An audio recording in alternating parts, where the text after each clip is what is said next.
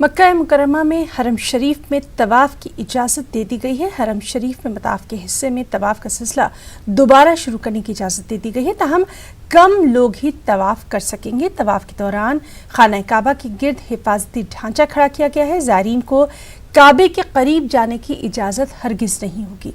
इससे पहले हिफाजती इक़दामात के तहत तमाम मसाजिद बशमूल मस्जिदुल हराम और मस्जिद नबवी के अंदरूनी और बैरूनी हिस्से में पंजगाना नमाज और नमाज जुमे की अदायगी पर मुकम्मल पाबंदी आयद की जा चुकी है। सऊदी अरब में कोरोना वायरस से मुतासरा मरीजों की तादाद 1453 है, जबकि वायरस से हलाकतों की तादाद 8 है।